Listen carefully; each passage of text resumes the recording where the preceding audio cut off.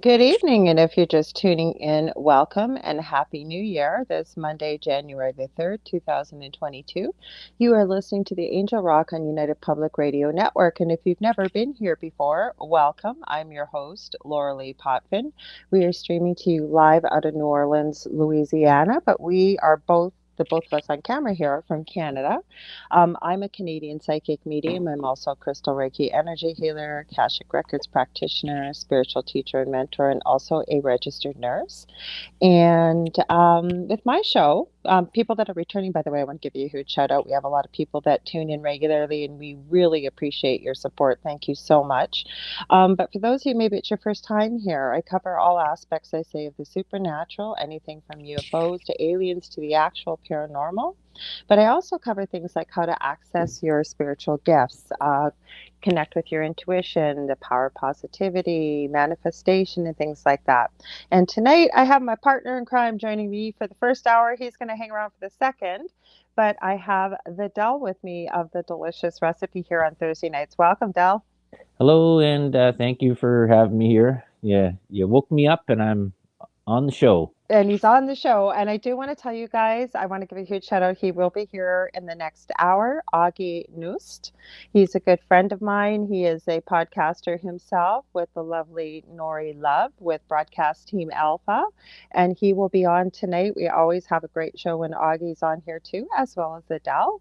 So I was thinking about this. You and I did an impromptu podcast on New Year's Day. And before I go any further, I want to warn you guys, if you're watching on Facebook, we can't see the comments unless you're on United Public Radio Network's Facebook page. So we're not ignoring you purposely. So please come on over and join us in the UFO Paranormal Radio channel on YouTube, and we will be able to see your comments because we like to include what you say and make you part of the discussion. So back to what I was saying, we did an impromptu New Year's Day stream because obviously we live in the same house. We had a heck of a lot of audio issues, not sure if it's what we discussed or not. And we also did the delicious recipe together last Thursday. But I was thinking about this, and there were some things you wanted to talk about, and things like the Jesse Smollett case and the Ghislaine Maxwell case. Is there anything you wanted to add to that, Doc? Because we didn't really touch on that last Thursday or on January 1st.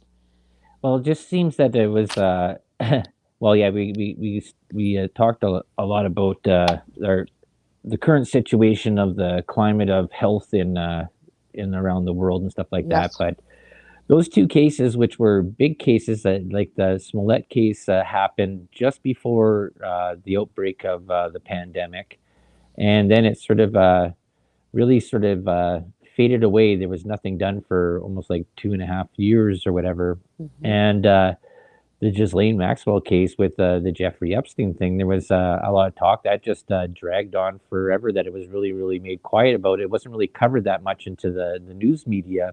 Mm-hmm. And then it just sort of popped up again just around Omicron again.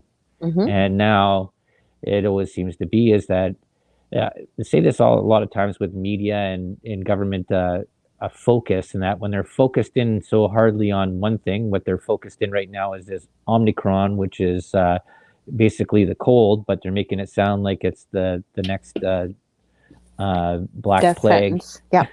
right? That's gonna just wipe everybody out and stuff like that, and it's just unbelievable the stuff that's being said about it there, but nothing's being really talked about this. They both of them were charged on 5 out of 6 cases or counts that they were charged on, so they're both charged 6 times for different parts.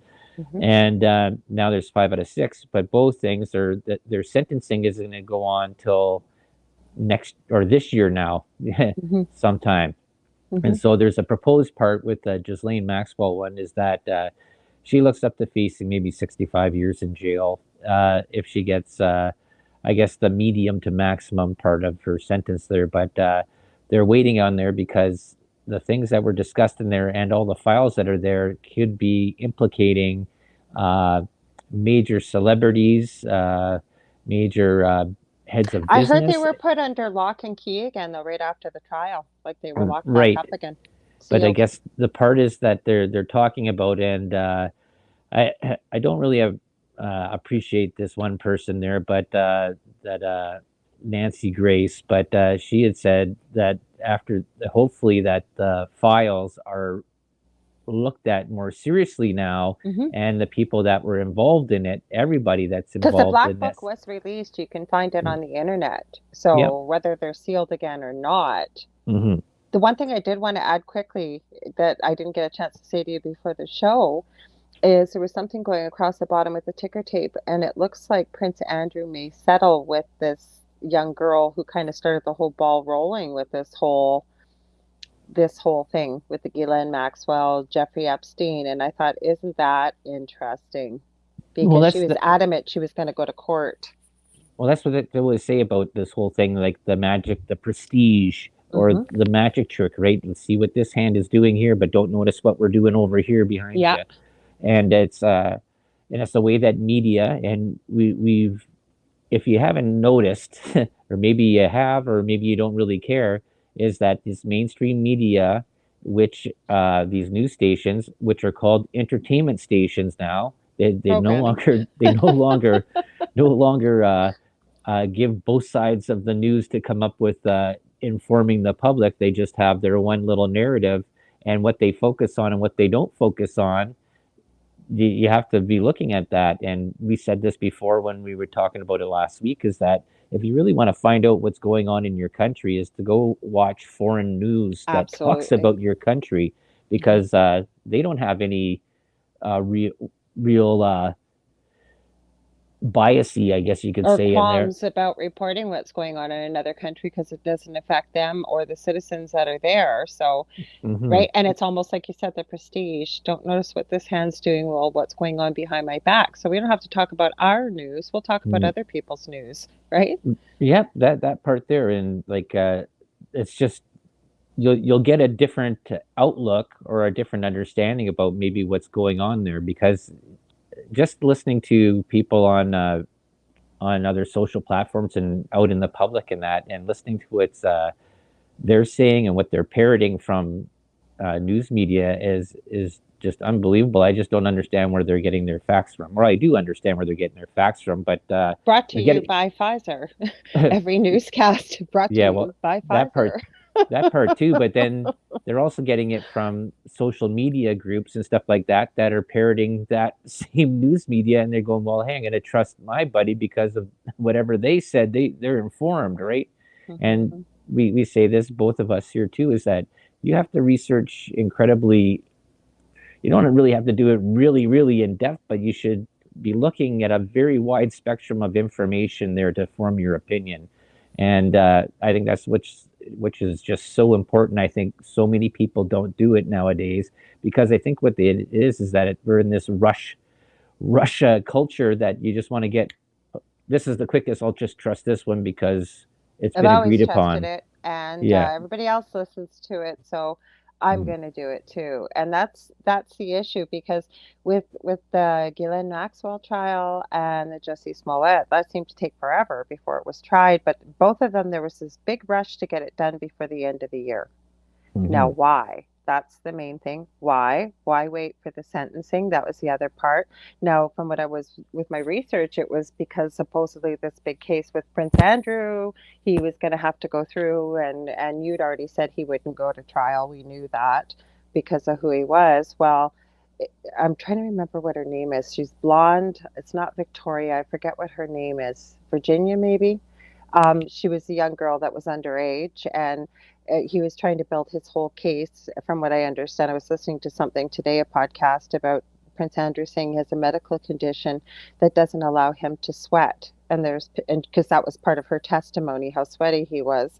Hmm. And there's pictures all over the internet of Prince Andrew, like just you can definitely tell he's sweating. And what kind of shut down his defense, I guess, is this woman who, like, she started the whole ball rolling with this, as far as I'm concerned. Her lawyers asked for medical documentation to prove that Prince Andrew supposedly has this medical condition that he can't sweat. And if you've ever watched the interview that Prince Andrew did, Oh my Lord, I think probably everybody in the palace was probably fired because that was the biggest PR disaster I have ever seen in my life. And he must have known the questions before he was interviewed. Hmm. So it was just crazy, crazy, crazy. So, and then, like you said about this, I've been talking to a few people. I just ran out and got a few things in between doing the show and after you had gotten home from work, and just a few neighbors and stuff. Well, we live in Ontario, and all of a sudden, out of nowhere, there's been this massive announcement that um, they're going to be going to a modified level 2 lockdown here starting tomorrow night after midnight. And and they've even admitted on TV that this is not serious. This is not serious. People maybe are in hospital for a day or two, but they don't want to overrun the system. And everybody's coming down with this, supposedly. Well, Right, we're first of going to a stage 2 lockdown again. Yeah, he said modified. But the thing I was going to say was, first of all, the reason why you're worried about your healthcare system being overrun is because how many people lost their jobs. And the other part is that, and I had this conversation with one of my neighbors, and I said, and I've been saying this since day one, having worked in the healthcare field, where the hell did the flu go? Why has the flu all of a sudden disappeared? And love the person I was having this conversation with, and she said, "Well, maybe this is just a modified flu." And I said, "Give your head a shake." I said, "The flu has been around for hundreds of years. It doesn't just disappear." I also said to her, I agree that there was something with CV-19. I'm not saying it didn't exist. But what I'm saying is, this was all gloom and doom. And I've always felt sorry for people that don't have a lot of medical knowledge because you're seeing this on the news and it sounds so serious and so scary. And it's like, I can see people just don't know where to go for information. What do you think, Del? Yep, that's the thing there. And what was it? That Dr. John something, I can't remember what his name is. Uh, Martin. that out of the UK, I Yeah. believe. And he goes through what the symptoms are. The symptoms are exactly what the common cold is. Hmm. And now there's a lot of other things that are going on. I've talked about many times about this Agenda 2030 in a way to move different things forward. And that's why I'm saying about these magic tricks, right? Focus in over here while we're pushing other little agenda stuff over here, right? To get this Agenda 2030 moved forward. And there's been actually a lot of people actually talking about this with this Great Reset talk, Agenda 2030 and stuff like that, of passing through things and pushing stuff. And we've used the words, the little phrase before of boiling the frog slowly. And the frog doesn't know what's going on until after it's whatever, that it's finito. But it's just amazing that these things are happening. Like even with this Ghislaine Maxwell stuff and the people that were mentioned in that black book, there's talks right now with possibly Hillary Clinton running again in 2024. Well, the Clinton Foundation has been found with the pay to play stuff and a lot of uh, backdoor dealings and illegal stuff that was there. And they were also mentioned in this black book as well. So, this is why I'm wondering why they're keeping it sort of almost sort of hush hush or on the down low about going further before the sentencing, is whether or not they're going to reveal more people that were involved doing these nefarious things with these young girls and young kids and boys. A lot of the names were redacted. I'm going to read a few comments of Shady D that's here. We also have a bird, Marcelia, over on, I believe, YouTube. I'm not quite sure. It says VOHFYI. I'm not quite sure. I think they usually post that. I'm not, must be something they use. I'm not sure about. Welcome. You're welcome to stay if you want to join the conversation. Shady D says, evening. She says, that explains the sweaty shirts with Prince Andrew. So it's a royal version of Let's Go Brandon. And then she added, I know 3 people that just had this variant. They got over it after 4 days because it was a common cold. Now, I know someone whose kidneys are failing because he was afraid and got his jabs last week. And I agree with you. Now, I haven't even had a chance to talk to Dell about this, but there's a funeral director out of the UK. I would think his name is John Mooney. And he's been in the funeral business for at least 15, 20 years. And he's been interviewed quite a bit on Stu Peters' show. And he's been talking about what he's been seeing trending with deaths and what's coming in, what the cause of death is.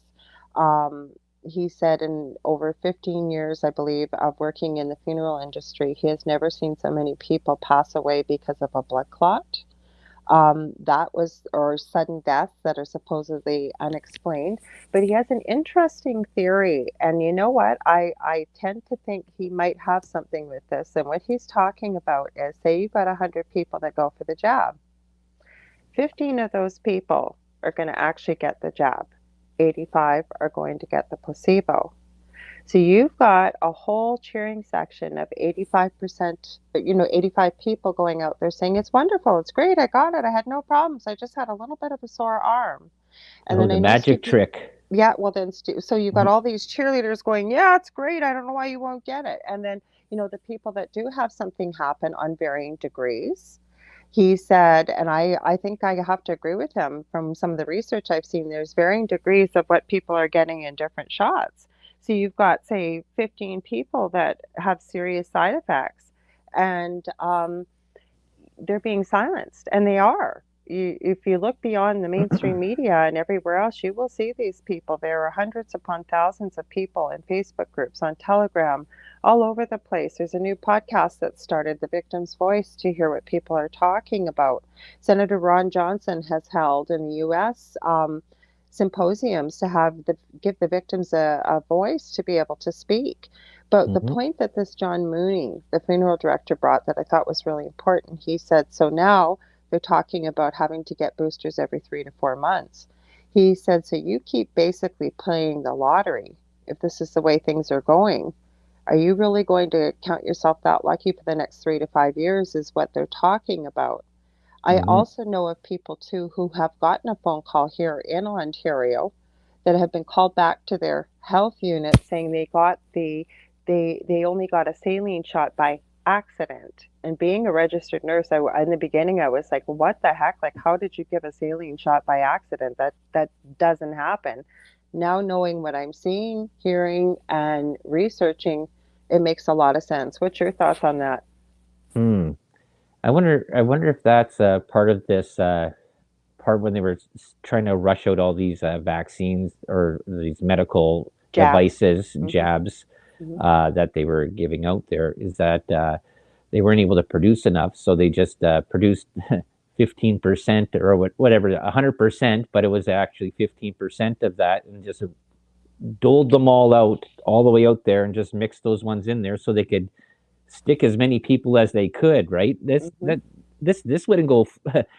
Big companies and big pharma makes a lot of money, billions and billions of dollars, and you just figure that they produced all this stuff, and then you wonder why only certain amount of people. That could be actually an interesting thing, but you wouldn't know that unless you tested everybody Mm-hmm. to see if they had gotten that medical instrument jab put into them.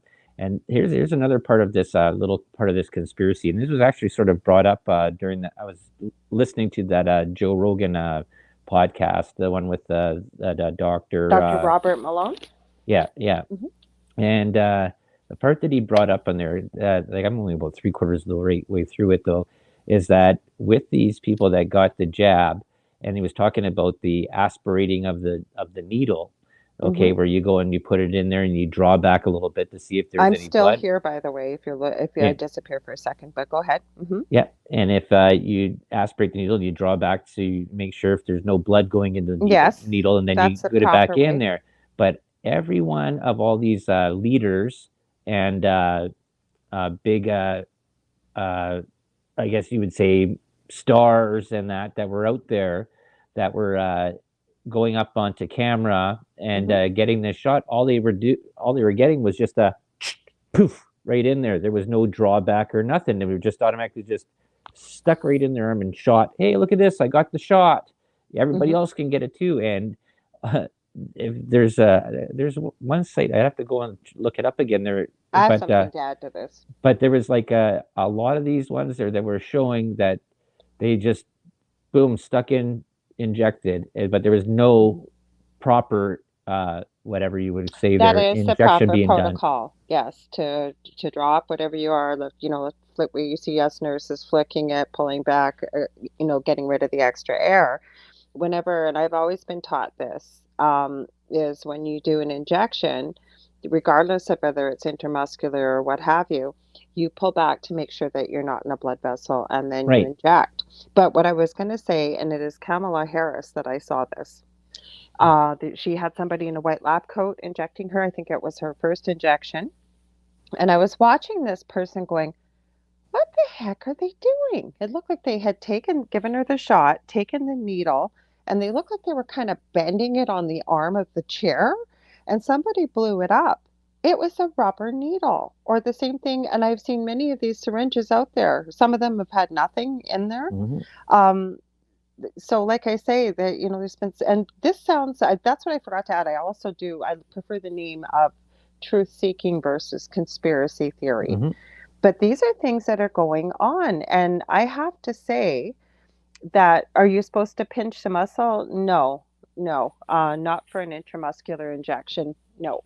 um, what you do is there's markers that you use on people's anatomy, depending on where you give it, whether it's in the muscle in the arm, it can be given in the fattier tissue in the upper, I guess, buttock, if you will. You can give it in the leg for an intramuscular, but no, you don't pinch it. For a subcutaneous injection, such as insulin, you can, especially if somebody doesn't have a lot of fatty tissue. But no, you wouldn't pinch. You wouldn't pinch a muscle. Now, the other thing is certain medications can be toxic because some of it will leak out. So, another technique that you might use with an intramuscular injection is called the Z-track injection. I know if we've ever injected iron or things like that, and it's a certain way that you give it by moving the flesh over a bit. You don't pinch it, you just sort of move it, inject, and then move the flesh back so that it doesn't have any leak through into the extra tissues. So, but no, no pinching. And I don't know if I agree with Dr. John Martin. Of course, I'm not a doctor, but yes, proper protocol is to withdraw on the syringe. But part of his theory is why some people he feels may have had reactions is they get this immediate metallic taste in their mouth. And he says that's a sign of being injected into the, the blood, the blood circulation, if you will, because there's not major vessels, close to the skin. It's usually capillaries and things like that. And he feels that that may be a contributing factor to reactions. I can't agree with that because, that's not going to be a reason for why people are having, say, anaphylactic reactions or major allergic. Same thing as anaphylactic. And it just doesn't make a lot of sense to me. Could it happen? Possibly. But I think we would see this more commonly because his theory when I was watching was if you get a bit of blood after you've done an injection, then there's been some blood vessels that have been damaged. I'm sure anybody that's had an injection out there, so you've had surgery or whatever, and you've had an intramuscular pain injection, a lot of people get a little bit of blood afterwards, and you don't have those kind of reactions. So um, it was certainly an interesting theory, nonetheless. I'm just going to read Shady D's comment. She said, I heard the serial numbers ended with either a 1 or a 0, your two favorite numbers, Del. Yes. And if it got a 0, then it was placebo. Have you heard anything like that? I haven't, but what about you, Del? Have you heard that? Nope, I haven't heard. I haven't really been following up heavily into one particular part of all of this, so I'll look into that a little bit more there. Yeah. That's a great one there, Shady D. She's Um, got some great information mhm. and has shared many a great article with me. So just because we haven't seen it, Shady D, doesn't mean it's not true. So yeah, we will look into it, right, Doc? Yep. Well, Hmm. this goes into this whole part of this magic trick and this fraud that's being well, I'll say fraud. This is my opinion on this. This is not the opinion of UPRN or anybody else there. That when big name people that go to want to push something and they just do this, I guess this act, right? And that's what I'm saying. That's why this part is out there that says, "Hey, look at I got it. Look how easy it was, Yeah. right? No Hmm. effects Hmm. here, right? And Hmm. you're given whatever sugar water or something like that, or Salt whatever. water or uh, saline. Yeah, just something that they have. They're on the down low behind whatever what they're doing, they're probably taking that ivermectin and everything else there that's helping them being prophylactic instead of being therapeutic, right? That was a part I talked about it when this first came out there, that none of this Pfizer stuff was prophylactic, a vaccine tendency, like whatever, that you would get something before you got sick, right? To Mm-hmm. help you not get sick, right? Mm-hmm. This stuff here, this medical device is neither therapeutic or prophylactic. Well, what I heard today that just horrified me, and I don't normally put comments on people's podcasts, and I try not to be a know-it-all nurse, but there was somebody out there in the truther community. I'm going to name her. Nigan is her last name, Nguyen.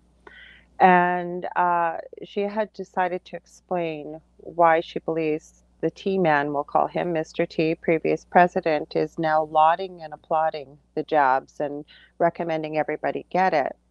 She went into the definition of how a jab or vaccine, that's what it was, the wording has been changed by the CDC and the WHO. She then proceeded to tell people that because the T man has taken ivermectin and has taken hydroxychloroquine and has taken azithromycin, which she couldn't pronounce, that these are all vaccines, and they made him immune. They make him immune to what's going around. I had to comment. I said, I'm sorry, but you don't know what you're talking about. I said those were treatments. They're not giving you immunity. They can help your immune system, some of them taking prophylactically. I said, but that would be like calling insulin a vaccine because it makes you immune to diabetes. Insulin is not a vaccine. Insulin is a treatment to help you manage a disease process. And we're finding with these medical devices or jabs, and they're admitting this, that they don't prevent transmission. They don't prevent you getting sick. Um, we're hearing from places that are almost 90% plus around the world, the amount of people that are ending up in the hospital that have been jabbed. And yet, I watched something on Rebel News today. There's a very good article that came out by the Canadian COVID Alliance, and this has many researchers, virologists, doctors in this, and they looked at the report that was put out for the first 6 months by Pfizer. That was they had petitioned the court. Pfizer, I've heard anywhere from 50 to 75 years to keep it under wraps until it was released to the public. And the court said no, so it's been released. So these people took that document. It's a 40-minute presentation. I strongly urge you to take a look at it and watch it, because you will find out how they were saying to people that there's 95% protection and accuracy. And when they break it down for you, what they really used, there was 0.001% of a difference. And it makes total sense with the numbers when you look at it. The conflict of interest that were involved with this. There were so many things that were done with this study that you can see why Pfizer did not want this information released to the public. So they broke it down in the report. Like I say, it's an audio report. They've included many PDFs for people to look up at them for themselves to see what they're talking about and to compare notes with this presentation. So Rebel News covered this today. And I happened to be doing some of my resin work, my secondary little business I have on the side, and I didn't get a chance to turn the video off. And what came up afterwards was one of their newer, younger reporters going around Toronto asking what people's thoughts were on this about, if people aren't jabbed versus jabbed. And I was horrified. Where'd you go, Deli? You must have had to run for a second. I'll keep talking. I was absolutely horrified to hear what people were saying. And when he happened to point out that there is no difference, whether you've been jabbed or not, we're all at risk still. The only risk that you create for oneself if you don't get jabbed is that you could end up getting sick as well. And it was literally every time I hear this conversation, you had Jimmy Dore on with a comedian he was having this conversation with. I'll give you just one sec, I'll finish and you'll be able to yeah, be better able to describe it than I can. But hearing these conversations is literally, I don't know if it was Laurel and Hardy that had Who's on First or one of the Hmm. earlier comedians, because this is what it does. It just goes in circles and people don't have an answer, but they're still sticking to this narrative that this is what people need to do. You have to do this, yet they're ignoring any other information that's come out. Like the comedian that was on Jimmy Dore. Who was that again? Kurt Metzger. I don't know, because that was crazy to listen to that conversation. Wouldn't you agree? Yeah. Mm-hmm. Yep. I don't know. Well, Jimmy That Dore was pro jab. He's a bigger right, podcaster out there. and he got And sick from it. He got that. mhm. He had a pre-existing, I believe, condition that Mhm. Is what's the word? exacerbated. Exacerbated back and neck problems, and then I'm not sure what else, but it caused him whatever. Well, continued whatever discomfort and pain, and it just that. And the reason being was that something didn't agree with them, and this is why we talked about this last week on my show when we were talking about this. Is that not every medicine is good for everybody. Hi, Michelle from Australia. Hey. G'day, y'all. No, and that's just it. But the whole point was Jimmy said himself that he opened his eyes because of what had happened to him. He since had Dr. Robert Malone.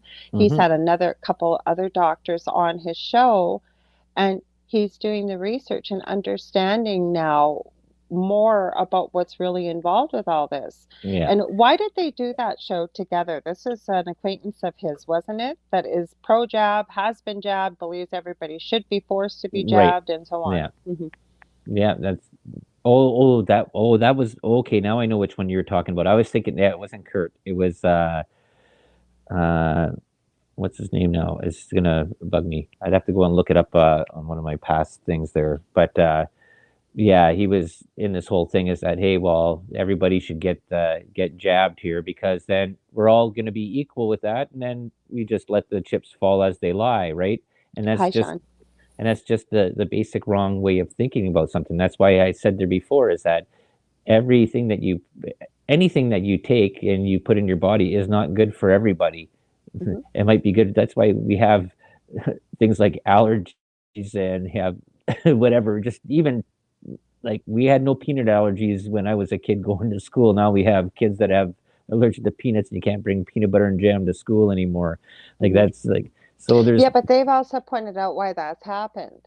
If you start to research it, because I had that question myself. And again, like we could do a whole show on this. I don't know if we could do it on YouTube, but I urge people to take a look about why are there so many allergies out there, especially severe anaphylaxis in the way of peanut allergies and what have you.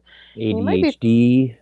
you might be very surprised. The other thing I will point out is apparently this is an absolute medical mystery that in the Amish community, autism does not exist. Rarely Mm, does cancer, but guess what? They don't get jabbed. So I guess we could do the math, because I'll tell you right now, I have, most of you know, I have a son, adult son with severe autism, Delsa's stepdad. And about 35 years ago, it was 1 in 10,000 boys diagnosed. And depending on where you live globally, it's between 1 in 38 and 1 in 52 children born under the spectrum. And they propose within the next 10 years, one out of every second child will be born with that diagnosis. Now, mm, when it's not in your field of your vision or in your bubble, as Dell and I say, there's too much to think about or worry about or focus on in the world. But when you start thinking about one in every second child could be diagnosed with this, this is a severe lifelong disability that does not go away. Who's going to care for these children? Who's going to look after these children? I mean, I don't even think we're even mm-hmm, prepared for something like that. And that's just one thing. There's all kinds of things out there like that. We've got Sean from Chasing the Truth. He says, "Hey folks, hey Lorilei, GMO crops came into existence and the allergies kind of skyrocketed in the same time frame." mm-hmm. Agree. Kate Walker, no, they just don't diagnose autism in the Amish community or seek treatment if it does exist. So I can give you that, Kate. I can. Um, but whether or not I guess, there's got to be at least a few, I would say. There's not just one Amish community that, there's been people that have left the Amish community. And to me, again, I don't know every Amish community person there, but like I said, when you're seeing those incidences around the world and you're not seeing those numbers, whether they hide it or not, that, some of them do go to school, some of them don't. Like I said, I will give you that. I don't know everybody in the Amish community, but doesn't mean that they're not diagnosed. I mean, if you've got somebody that's quite severe, as my son is, whether you hide it or get diagnosed or not, I don't know, Del, what do you think? Yeah, that's no, that's an interesting part there. Hmm. Uh, the big part there is, I think, is the way their lifestyle and the food that they eat, and I think Hmm. that we've moved society, a lot of society, into these cities, and because we've done that, where they're dealing with farming and living off the land, and that Hmm. most people are metropolis ridden, and they are shopping from a grocery store that is eating these processed foods, eating these Hmm. uh, GMO. mass farming injected meat, chicken, pork, and stuff like Hmm. that, packaged food and canned food and a lot of that stuff. And I could say that it could be a possibility. I think it is, but that this our food sources from eating processed food and canned food and all that has probably caused a little bit more of Absolutely agree. these situations to Hmm. appear in the population. Hmm. Going back to this one part there with when we're talking about these other medicines, and this was a part out of this. Like if you're interested there, watch this Spotify Joe Rogan with that Doctor Dr. Malone. Robert Malone. Hmm. Right. And I think it's like in the first hour, the first 30 minutes was really interesting. He gives his whole details about who he's been, where he did all this stuff, who's he's been connected to, and I'm everything like here. that. I just want to find out one of the things that he said that I shared with somebody today that I Okay. think was really important. So go ahead. Sorry, I'm going to find But it. one part, and I have to go and look at this more and research this to find out if it is fully true in that, is that in one of the largest cities in India, what they did as a prophylactic treatment before this uh, Omicron had come into part is they gave this they called it like a package. Everybody in the city was given Hmm. something like this, and that they said that the city there in India is in relation to the population of the Hmm. U.S. They're like around 340 million people, Hmm. and they were all given this uh, little package, whatever it was, of pills and stuff like that to take. And he says he, on good authority, with his whatever whoever he's connected with, that Joe Biden went there to go find out what was given to these people and whether or not he found out exactly what it was or not. But that information of whatever it was not brought back and shared with the rest of the public Well, I know there's a or the community. population of the U.S. I So want to that say, seems really interesting. well, yeah, I know in Venezuela, the same thing. I've seen pictures of the packets that they get, and they have everything in there with instructions about what to take, how to take it. There's aspirin, there's Tylenol, there's a Z pack or azithromycin, there's hydroxychloroquine, there's ivermectin, there's vitamin D, there's vitamin C. There's a whole huge package. It looks like a big bag of stuff. Hmm. And anybody that's ill, this is handed out to them, and their numbers are quite low there too. But when Well, you that was the mentioned thing the, about this India place that is the population's equal to whatever the states is that they've eliminated nobody yeah, dead. Nobody hmm, dead anymore from yeah, and the numbers are almost not C-19. existing.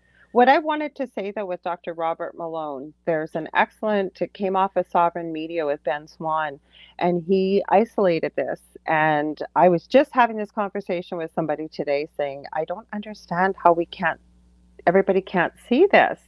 And he highlighted this. It says Dr. Robert Malone says we are living in mass formation psychoses. And I urge you guys to look that up because it perfectly explains what's going on here. why we're dividing, what's happening, and why people are following a certain narrative, and what when the extreme fear and anxiety has been created. And it was a really I it really made a lot of sense. Really made a lot of sense. Well, I that's the whole part of this going towards this great reset in this 2030 is to go and break down society to make them dependent, right? And this Mhm. is, and another part that I just mentioned this to you before is because I work in a grocery store, so I deal with people like all day long in Mhm. that. And being up at the front there at the till, I've noticed more and more people have gotten away from using cash. And I mentioned this to you Yeah. earlier, Mhm. Mhm. and this goes into this whole part of this Great Reset Agenda 2030 thing is to get people away from money, right? Because the government or cannot track money the way that they can track Digital. your digital payment.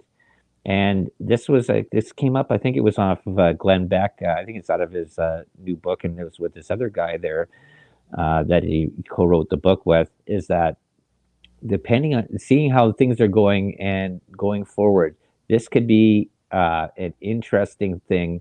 Is that if you're just using digital currency to pay for things and they're tracking you, and the government or the powers that be go like this and say, well, hey, you've been to the grocery store too much, you've spent $100. When you go back to that grocery store, your card won't work, but Mhm. it might work over here at the gas station. Or maybe you've already taken your allotment of gas because carbon we have this huge carbon Mhm.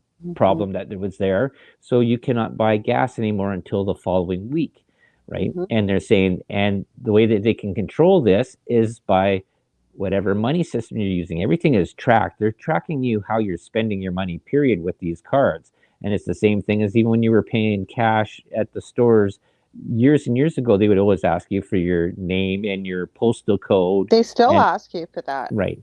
Mhm. But this part here, Postal this is code. what I think is dangerous about this is this digital currency is that now they know, or they can actually turn on and off the faucet or whatever for you buying and spending and where you're spending stuff, and they know what you're spending it on. And that's why I always, like I said before, is that I always carry cash around, and to have cash as a backup, but also you don't need them knowing like what would you had to go and buy something and all of a sudden your card doesn't work anymore because they turned off your card, right? Like Mhm. that's going to be a crazy thing, or turn off your bank account, you're not able to access, Well, you're only able Shady to D access is it. right about this. She said they're tracking PayPal now. They have been for a long time. And Mm-hmm. anybody that speaks up or is pretty loud and has quite an audience, I know so many people personally that are in that position where they have lost, they don't have credit cards, they can't use PayPal, they can't use, there's no way for them to get any banking done to run their Mm-hmm. business or anything like that. I mean, we've just seen this. Ezra Levant from Rebel News made it pretty Oh yeah, with clear. the RBC, the Hmm. Royal Bank of Canada. Yeah, yeah, Hmm. they've denied him A mortgage. mortgage loans. Yeah. And not because of not be the bank wanted to give him the money It was, yeah, in JT and Calgary. the Sunshine Band. Yeah. Yeah, it was because of his political views. They've made it pretty clear. Mm-hmm. So this is the thing, though. People aren't aware of this, but you got to realize, like, and you kind of, I've even seriously looked at satellite phones, but they're so expensive. But your phone, we've got iPhones, and you just say, "Hey Siri," and your phone turns on. Your phone's listening all the time. It Yeah. it sees you all the time. So JD says, I just had to give more info to PayPal that the government was gathering, or I was going to lose my account. Mm-hmm. Interesting. And that's the thing, right? And I don't like, and I say this always on my shows that, if we could just agree to disagree and put our differences aside and realize that we are stronger together if we stand up as a group and say, no, no more, no more, and this could be over. But the problem is, like, and I'm going to go back to that, what I was absolutely horrified when I seen this young kid interviewing just random people off the street in Toronto, and this is over the Christmas holidays. And there was many people saying, well, I don't see what the problem is that you don't want to disclose your vaccination status. they couldn't understand that you shouldn't have to disclose any of your medical history to anybody. And there's so much finger pointing going on with Hmm. people that are jabbed. Like I'm gonna say this. I was speaking to a relative last night that I don't speak to very often, and one of their children is a oncologist, and they brought up that you got to get jabbed. Three-quarters of the world is jabbed, and it's the quarter that's not jabbed that's causing all the problems. No, it's not. And then the Uh-huh. other thing is, I think what really broke my heart was to know that this relative of mine that's an oncologist is promoting this and telling people to get this and you have to get this. And I thought, oh dear God, like I think people are forgetting that, what happened to my choice, my body? Like we had all this and Me Too and all of a sudden, like it's just whatever fits the narrative. Things get swept under the carpet or brought back out whenever it seems to fit the right. Yeah, it just reminds me that that saying that parents would say to little kids there when they did something bad or something like that. They say, "Hey, if your friends told you to jump off a cliff or whatever, do you just go and Yeah, jump off a cliff?" yeah, Right? yeah. Mm-hmm. That's that's that's that sort of mentality, and this is well, that's comes into the whole part about this cancel culture, SJWs, and the whole cancel culture period. If you don't do what I say, we'll cancel you. That's what Dr. Robert Malone was talking about this, that basically there's somebody out there that looks like the great white savior. He didn't call them that, that's my wording. And people, because they're afraid, and somebody that's in the public eye stands up and says, "Hey, I can fix this for you. All you got to do is follow me." And I'm oversimplifying here. Mhm. And anybody that goes against that narrative, especially when you get a large following, they turn on the person because they're an outsider. They're a threat to what the belief is, and it becomes almost like a hypnosis situation. He was talking about it made perfect sense. Now I want to read Michelle Pratt's comment because I think this is important. She said, "My friend paid me out," so I think basically balled her out, "about having a Google Mini. I laughed and said, we are already talking on a smartphone, and I know you have a smart TV. They're always listening." That is true, but I will be very honest with you, Michelle. We have a Amazon Echo. Do we have that on in our house still? Uh, uh, Now, uh. what was that? What was that one that you got there? You won That that. was the Amazon Echo, and I can tell you, Oh I yeah, have that had thing with some. that was that thing was that was at the old house, and when that Mhm. thing you had that going for maybe about a week, and that thing started doing weird stuff and picking up and doing, Uh-huh. and it's like get this thing out of the house. Like, well, mind you, we lived in a house with severe paranormal activity, but I can tell you, my eldest son was all excited because I had won this, and he came in and he asked it, Alexa, play, and it was some pop song that was out, and this would have been about 4 or 5 years ago, and I don't know what the hell was playing, but it was the most satanic screamo. I can't even call it rock. And the words that were coming out, and it was like "Hail Satan," and like my son and I were just looking at each other with our mouths hanging open. And I understand, yes, we have a smartphone, yes, it's listening. But when you start getting into things like, and this is just our thoughts, but you get a, say, an Amazon Alexa or Google, well, then they're able to know, like when you use your microwave, when you use your electricity, when you cook, you know what I'm saying? It can happen with a smart TV too, Right. but This is exactly what I was saying about the digital currency running this with money. They're trying to give people this illusion that it'd be easier, right? Everything is all in one place. You just need one thing. But the thing is, was that, and this is exactly the reason why Facebook exists there. That was like the FBI or CIA wasn't able to run their program, so that Facebook opened up the same day they were denied. And basically, it is the information gathering thing, and they make money off of advertising. They find out where you are. But to take it one step further, and this was brought out by Snowden too, as well, is that this was also an information gathering thing to find out who you're connected to and who you're yep. doing. Same thing with that 23andMe and Ancestry.com. You think that information is just for you and it's held in and confidentially back at there? I've had No. people argue with me. Well, it says That they're not going to use it for anything else. They can of tell you course that whatever the heck they want. exactly. It's been used already in a couple of crimes, solving crimes there. BTK killer, serial killer they tried to catch for almost 30 years. How did they Yeah. catch him? Wasn't 23andMe, but it was another genetic profile. He got sloppy, not realizing in the digital age, he had gone kind of undercover for about 10, 15 years. And it happened to be mentioned on one of his anniversaries that he seems to have disappeared. Possibly he's died or he's been caught already. And he sent them I believe it was a CD or a DVD, was sent with something digital to the police station, not realizing that every one of those places where you record something has a digital signature on it. So they were Hmm. able to pinpoint where this disc came from. But how he was caught was one of his relatives went and had the DNA testing. That's how they were able to catch him. And the thing is same thing. This place, no, we don't give your private stuff to anybody. We don't participate with police units. We don't. Well, look what's happened. Like you said, and that's not the only one. That's just one I can think of. Yeah, and that was okay. I'd have to go back and check my notes somewhere. I think they might be downstairs. Hmm. But the present or the founder of Ancestry.com or 23andMe is either the wife or the sister of Google, and their sister-in-law is something of one of the other big, huge internet YouTube, companies. YouTube.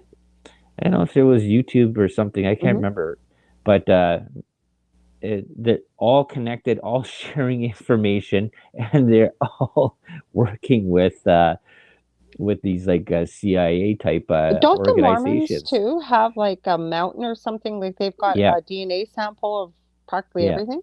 Well, that's who had the. I think my mom did that for me and my brothers there to get our our heritage done with about my grandmother who was Cree Indian to get that whole thing there No, for but me. didn't you say that? Like they have a storage facility that they Yep, they have have a huge DNA for. mountain. Yeah, a huge mountain. Actually, you can see it on Google. Google Earth, and the mountain has a big carving in the top part of the mountain that has some sort of symbol. But all inside there is all the genealogy records. But that goes back to a long time ago. If you want to go into the whole part with them, is that the reason they were collecting all that stuff is because they pray for your soul, right? So when you're dead, so they have that list of things there. It's all part in this belief. And that's a whole nother topic to get into religion, dealing with. I'm just Augie what decided to text me. I told him to get a hold of me on Facebook, but he decided to text me, so I'm still here. So keep talking. Oh darn it, it won't copy for me. Hang on, I gotta try and copy it. Yeah, More but copy. if you go into the weird parts about religions and what they did, there's that part there. That's a really interesting story about even though if you didn't your fellow uh, Mormon relative didn't convert you, they go and collect all this information so that they can pray for your soul in the afterlife or something The like that. afterlife. It's something weird. Then see, like my family has had everything, right? It says I got uh, on my mom's side, Roman Catholic bishop. We got well, just even with my mom, their Pentecostal church, but it also was in the United Church. And then my dad's sister, Jehovah Witness, and my mom's sister was Mormon when she was alive, Yeah, right? you guys all had quite a mixture there. I wanted to Yeah. add So something. I've dealt Okay. with a lot of different religions Hmm. and stuff like that, which is sort of interesting. But I yeah, wanted to add something here with Shady D says she has to head to bed. Have a wonderful night. So thanks for joining us. Great comments, Shady D. But Michelle, I wanted to add something. There's a comment, and then when you said, "Oh wow, scary about Amazon Alexa," I encourage you to take a look on YouTube about scary things with Google or with Alexa, and see like people have filmed it. Like it's not like it's made out. I'm sure some of them probably are, but there's quite the stories out there and things that people have caught on these things and where they come from. God knows. God knows, because as you know, at least with Amazon Alexa, you can go right into the app or on the website and see where the entry came from, or if there was a voice that came through, or whatever, right? Whenever Hmm. it goes off, you can see that a lot of Hmm. these people haven't been able to track where this stuff is coming from. So, Hmm. but the other thing I just want to make one point there too, is that I think technology is great. I yeah, think there's a lot of usefulness for technology, and I think it's great when you use technology, not when technology starts using you. I think that's the. excellent, excellent. I did want to add, because I don't know if she was not sure if we talked about this or not. Michelle says, "Have you noticed it's gone from a virus to a disease? Have you heard that?" I haven't heard it been I called a haven't disease either. yet. No, maybe in other parts around the world there, but I don't know. It's with work there, I haven't been sort of as depthly into following this Yeah. as closely as I have been. But Well, she's in Australia too, and mhm, with what you guys are going through. And I wanted to point something else out too, Delia. It's like we have to be so careful about information. And mhm, this is no shade to anybody. I appreciate when people share things with me. But I think, especially, I was having this conversation with somebody today that even trusted sources that we've always used, I think we have to be very discerning. For example, I had somebody send me a video. It looked like two guys dressed up in naval uniforms, except they were in this like trolling boat through the marina in some part of Hawaii. I through a megaphone going on and on and on about that there's martial law and the whole bit. Like it was quite the thing to see, right? And I knew right away this has to be ABS. But this person sent this to me, and instead of taking that it just was shown a couple hours ago, I went to the original source on TikTok. It had been posted 6 days ago. Well, I have a good friend that's in Hawaii, so I sent this to her and said, I'm guessing this is BS. And of course, she wrote me back right away and said, absolutely, there's no truth to it. But this is what happens, right? And we all make mistakes when we send stuff out, but I think we have to be so discerning nowadays because it's, especially when you get somebody that maybe puts a fair amount of truth with some lies or vice versa. mhm. So you really got to be careful. I don't know, I what's your thoughts? Yes, I totally agree, because this is the danger about social media and Mm-hmm. reacting to posts Be right out right of the back. way without getting the full amount of information. I was watching this one incident that happened, and I think it was somewhere in the States. I think it was at one of the universities. I'm not sure if it was ASU, Arizona State University, or not. Right, And it was a multicultural center that was there, and these two female of color right. people were phoning the security office and were filming it because there was two white guys that were over at the other across the room, and one had a sticker on there, I support the police. Mm-hmm. And they were like, we feel threatened by these guys, and so they were phoning the campus security to come down there and have these guys removed from the multicultural center because these two girls felt threatened. And they were putting this all up on Twitter or TikTok or whatever it was, and running with this. And I think this was also I think in the part there it says that one of the girls was also the part of the group that wanted to ban Kyle Rittenhouse from coming to school there. So I'm not sure Oh, if it was ASU or not, or something like that. But this is how these cancel culture, these SJW, these, I don't want to say these, I don't like using that word, these are type of people that get into this twisted group mentality to exclude. Like if you have a multicultural center, what do you think multicultural means? It means mm-hmm. everybody, not everybody, but not whites, right? That doesn't make any sense.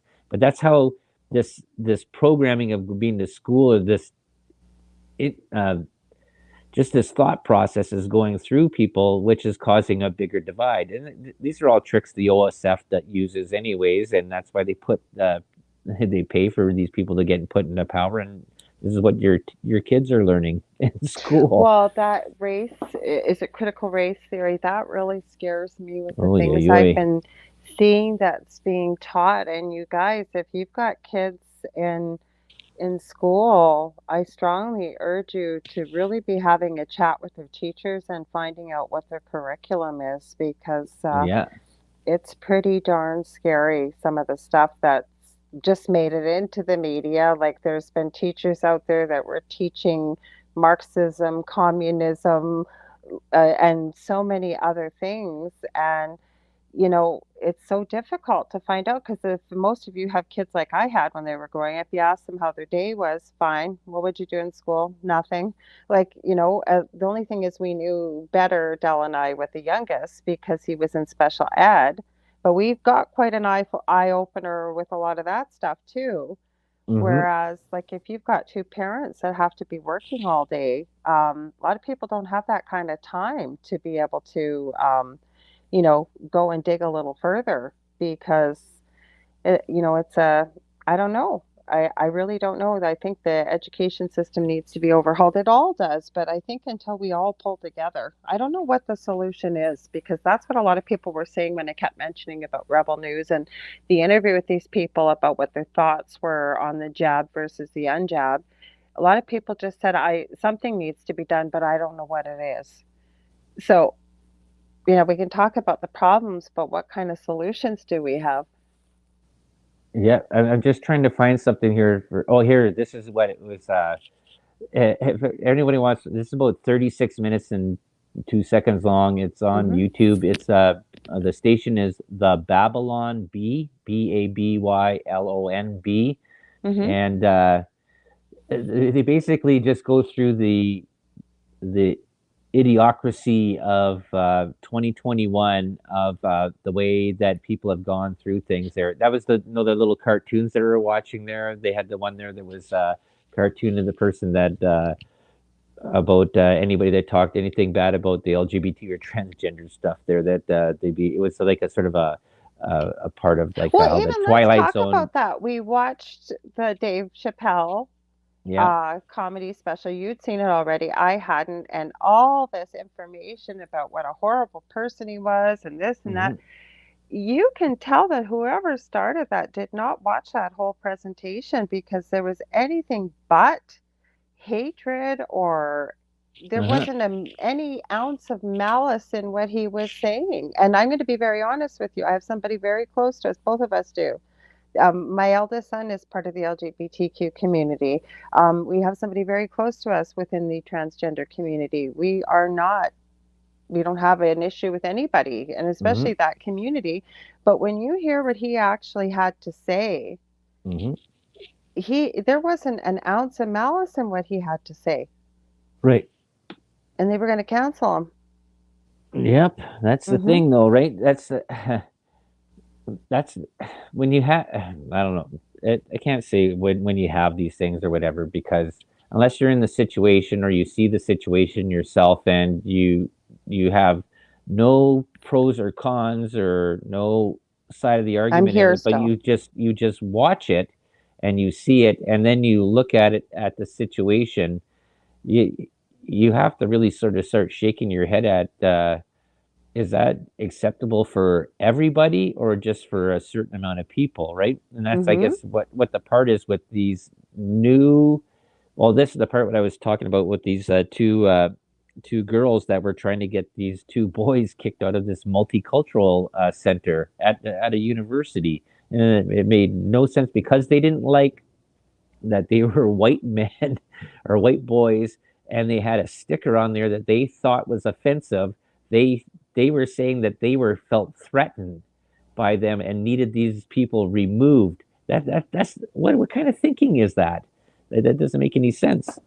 Well, you know what? I think it goes back to what you said before that when we don't look back at history or have what actually really happened in history, that people forget. And I know the questions we always asked was, how did it ever get like that? Hmm. Sorry, I was emailing Augie the link. He is having a hard time getting it off of his phone. So he's trying to come on here, guys. So, Okay. but Well, when you, you you look, talk for a bit. I just gotta run there very quickly. Okay. okay, yeah, no problem. I'll keep talking.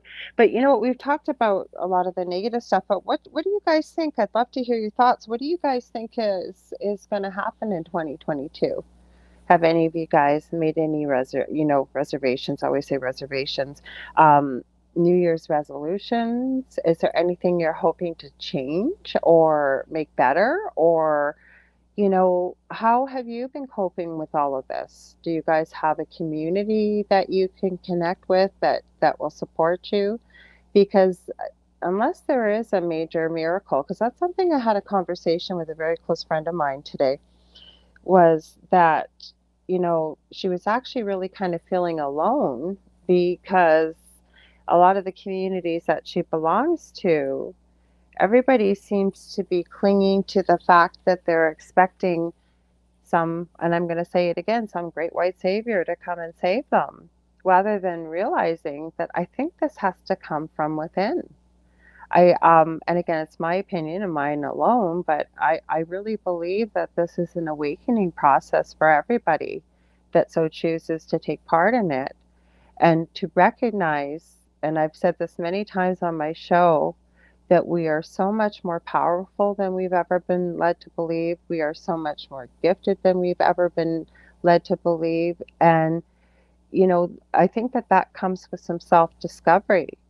Um, and Michelle said, I honestly feeling alone, even though I'm not. And I hear you, Michelle. Like, I know Dell last Thursday after the show had said he didn't want to talk about some of the stuff we were talking about. And I said, for some people, this is the only space where people have a place to connect with like-minded people and to be able to talk about these things. Now, some of the things that I've shared with people, and again, I had a long conversation with a close friend about all this today, about, really finding that inner strength, finding out who you are and what you're made of. And there's a saying that I love that says, you never know how strong you can be until strong is all you have. And we all have that, but there's strength in numbers too. When I had Dr. Carrie Madej on, I think she had some good points, and I'm hearing more and more people say this, that we may very well have to start connecting with like-minded people, building other communities, because I don't know what the answer is, but like I said, a lot of the answers in what I brought up with that Dr. Robert Malone about what's happening here and why people are so, bent on their belief system. And then, I've had to remind myself and others the way I feel and what I believe in. I do try to consider other people's opinions, but I know how I feel and what I believe in, and other people, what they believe in, they feel just as strongly about it. So I really think this is about inner, self discovery. Um, and it's hard. And I think that we are in for, like we talked a little bit about this the last time when you were here, Michelle, you felt that possibly in March, I've been hearing a lot of that too, that there's going to be some kind of shift. But I really believe this is about, that's what I was talking about, Del, Okay. was what the answer is. And I think this is about, rather than expecting some great white savior to come and save you, that this is about discovering your inner strength, your gifts, understanding that we are so much more powerful than we've ever been led to believe. We have so many more gifts, and there's strength in numbers and pulling together and, letting go of some of these extraneous things. Because the one thing I was going to add when you were talking, I don't follow Paris Hilton. It happened to come up in my stream on Instagram, and I just about died because she's always with the newest and greatest and latest thing. Well, what was she doing on New Year's? Ringing in the new year in her metaverse space. So she's one of the first celebrities I've seen that has pulled that out. Hey, Was we just watched that new Matrix movie there too, eh? Yes, The we did. Yes. yeah, Hmm. yeah, that's almost the metaverse, I guess you could say in a way. And it was Hmm. actually on that Babylon B, they sort of made a funny thing about that there too as well about um, people being in there and then they get plugged back into the system again. It says, "Hey, do you want to take the red pill or the blue pill?" And then it says, "Hey, the blue pill means Democrats." Okay, well, we support Democrats. We're taking the blue. I'm just messaging poor Augie. He's having a heck of a time getting in here, you guys. I hope he can get in. He asked me to email. That's where I keep disappearing to. Michelle said, I feel in March things will be dropped. No more of what we have been living with. Not sure what's after March. Probably a new kind of normal. Well, I hate to be, I'm not trying to be negative here, but I've been seeing a lot of people talking about this, and I tend to agree. I think that's what's going to eventually happen is there is going to come a time and space where the world is going to discover the truth, whether they're ready for it or not. But what I think is going to happen is for those who have not been aware of what's really been going on, especially if they've brought their children in to get these shots, because most parents will do anything for your children. You give your life. I mean, there's nobody on the planet that we love more than our own offspring. And when they discover this, I think there's going to be such a rage. I really do. I think we're going to see either a lot of civil war or we're going to see a lot of suicide or both. I don't know, Del, what do you think? Hmm. I I don't know. With I think that people are gonna just. I guess in the part of the wake up is they're gonna go and say like I don't like the term woke. I don't like the term waking up really that much at all. But I think they're just gonna soon discover is how did we get here Their and whole life's a lie. Anybody I know that has awoken in the last couple of years, I think yeah, I never said that myself, but it's been quite a few years that you and I have been awake. And Mhm. again, I don't know what other term to say, aware of what's going on. But Yeah. most people I have met that have come full circle and realized what's going on, many of them that I've met personally have actually almost gone through a bit of a depression with the fact that, oh my God, my whole life has been a lie. And that Right. those are their words, not mine. Hmm. And then you have to look at it from a different point of view. There is that you have these kids that are growing up and being propagandized in school and being sort of put like another brick in the wall or put in line to follow through. They don't know any different. No. They just they accept because this is how it's always been for them.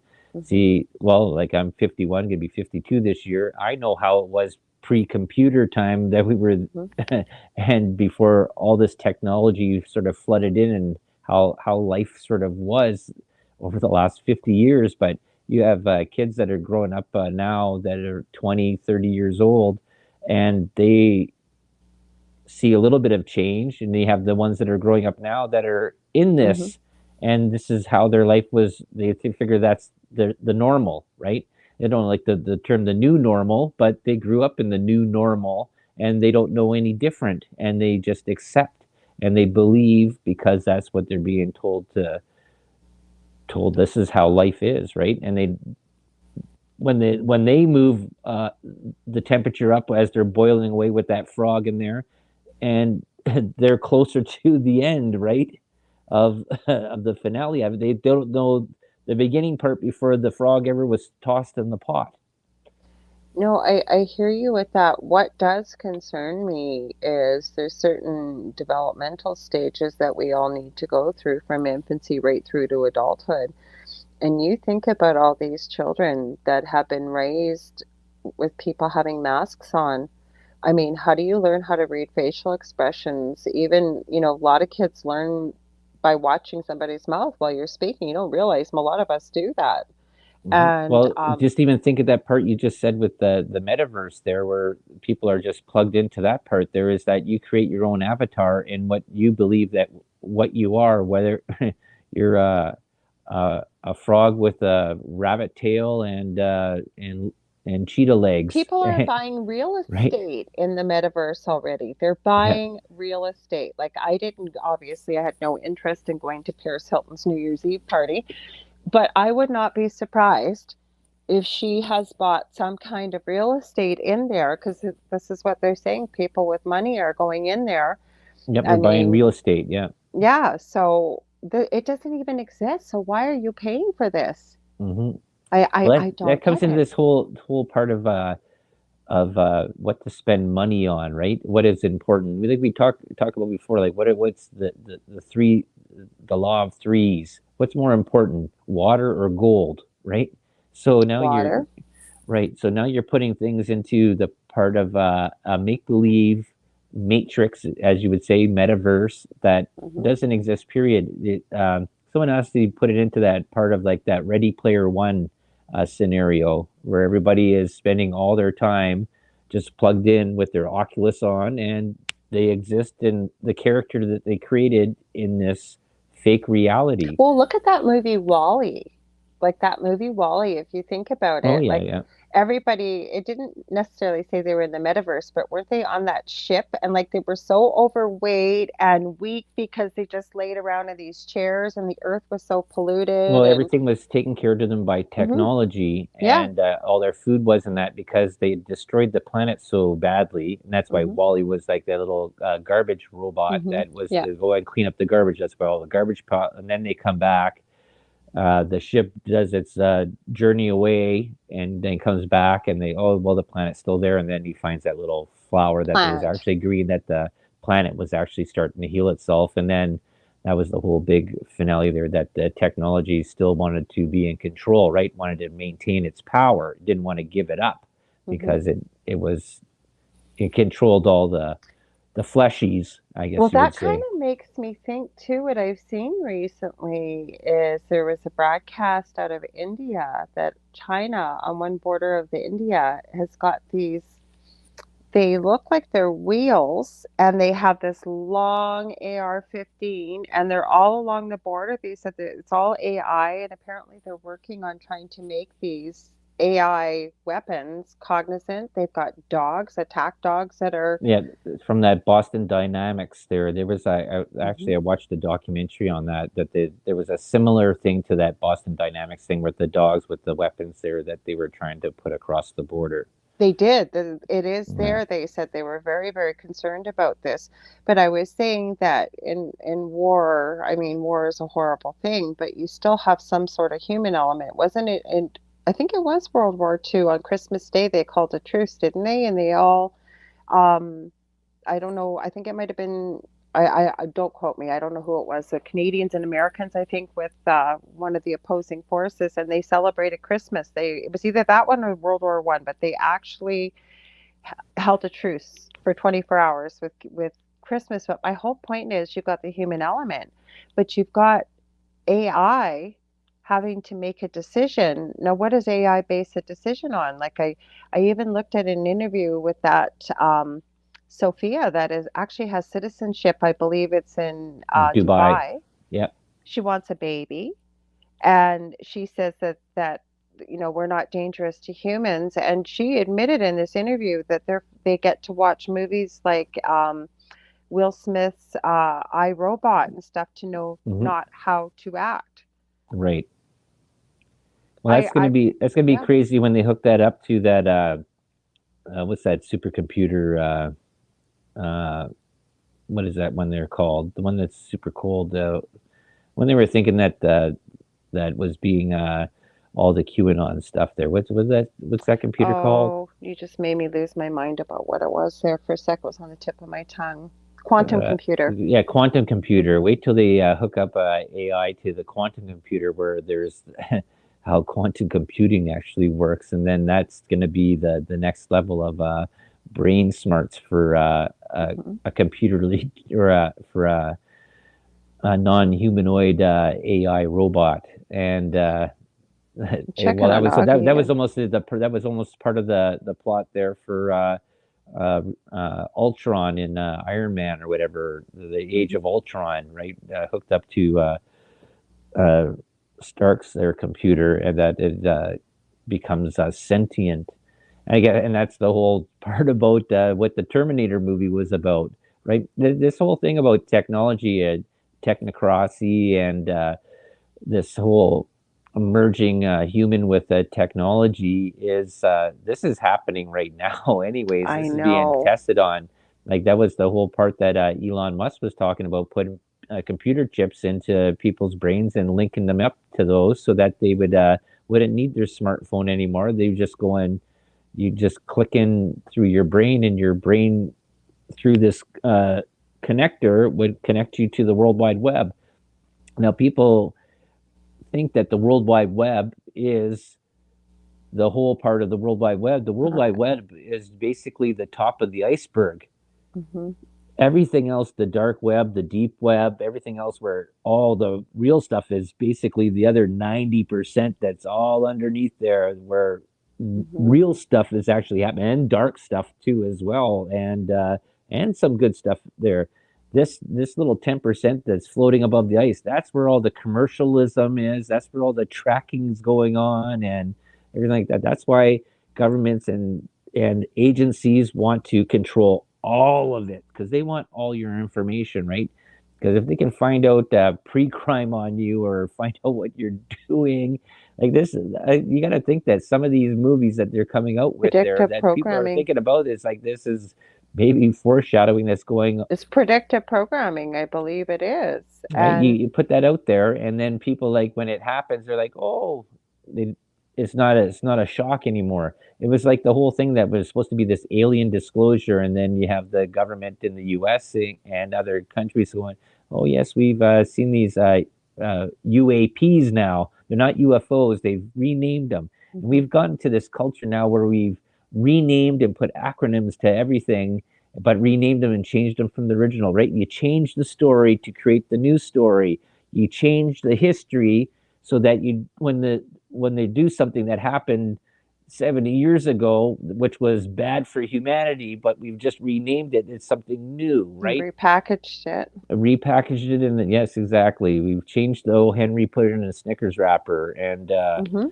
and there you go, and people don't know the difference, and that's what we've I've said it many times, and I've said it with you, and that is that why it's so important to remember history. You got to remember, part of history that's there is written by the winners, but some of the stuff, you there is some good stuff that's in history that is there, that teaches you about the future and your current climate that you're in. Hmm. And by removing it all, changing things, rebranding them, doesn't do anybody any good. We've talked about it before. What they did with changing when they made the female Ghostbusters, like they could have just did the female Ghostbusters with their own names. Oh, I think Augie might be here. Augie's here, finally. Hey, Hey, Hey, how's it Augie. going? Augie, I don't know. Have you met Del before? He's my partner in crime, and hi. he was Yeah, holding we down we the met fort. there quickly there, one show there. I just popped my head in and said hello. Yes. Okay. Well, Yeah, we were yeah. just holding down the fort, talking about what's going on, talking about AI. I'm going to introduce you, for those, most of you probably know Aage Nost. He is the co-host of Broadcast Team Alpha with the lovely Nori Love.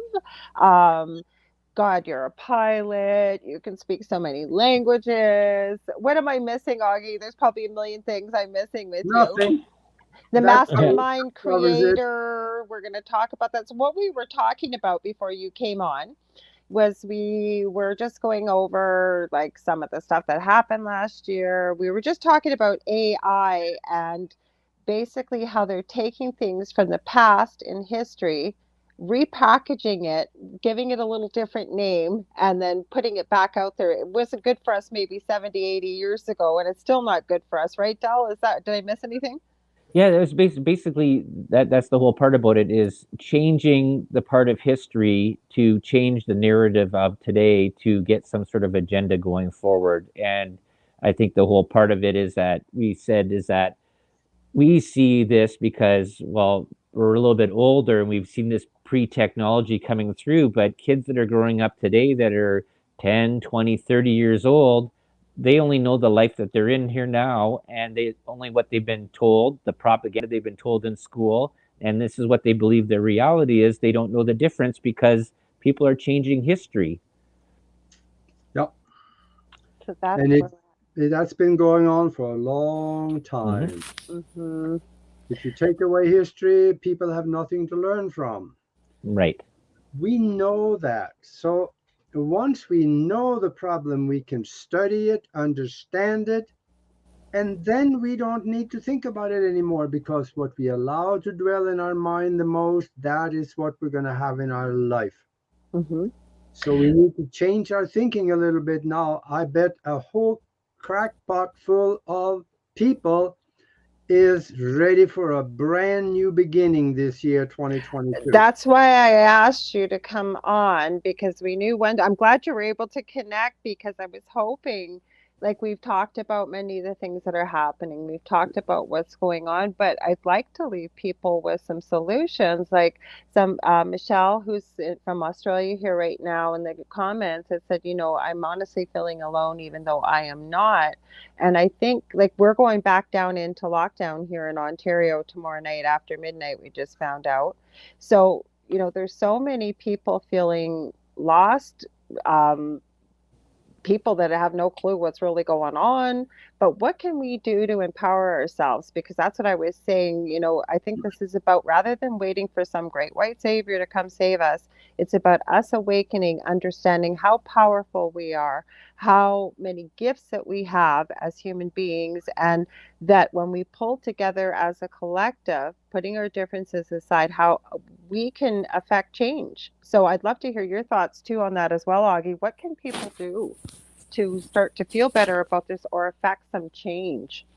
Well, I wish I could take credit for it, but I can't. A Mm-hmm. wiser man than me said one time, 2,300 years ago, it's not the bad things that happen in your life that bothers you. Mm-hmm. It's how you think about the bad things that Mm-hmm. happen in True. your life. Mm-hmm. So it's all up here. That's right here and in the heart. Mm-hmm. That is where we decide how we're going to feel. Mm-hmm. So if we know there's crap going on, understand it, analyze it, and then leave it alone. Don't even bring it into your mind anymore because the mind doesn't know the difference True. between something good that it's thinking about or bad that it is thinking about and the real thing that is bad. Mm-hmm. Keep thinking about the things that you want in the future, that you want new things to happen in 2022. Mm-hmm. Leave the crap and the garbage behind. Disassociate yourself with, okay, here's the term, energy vampires. Mm-hmm. Mm-hmm. I bet you all know There's one. tons That's of every them. time you talk to them, there's something negative coming out of them that drags you down to their level of vibration and thinking. And boy, Mm-hmm. do I have a few that I know. Mm-hmm. I had that happen today. Yeah. Somebody starting a new project, and I mentioned that this year one of my goals is to start my online store with my resin business.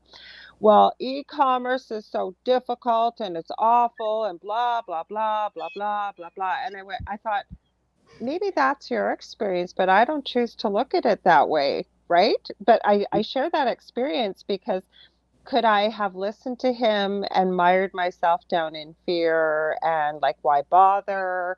You know what? He says he's been doing this for 20 years, blah, blah, blah. No, I'm not gonna adopt that way of thinking because I'm a different human being than he is. And I do believe in what I always say, focus on what we want to see, not what we don't. Mm-hmm. Absolutely. Because we are in control, or we should be in control of our mind. Hmm. If Is we it? are not, somebody else is controlling it, and they're not controlling it for our purpose. They are controlling it for their purpose, which may not work for you. Hmm. So spend some time in meditation.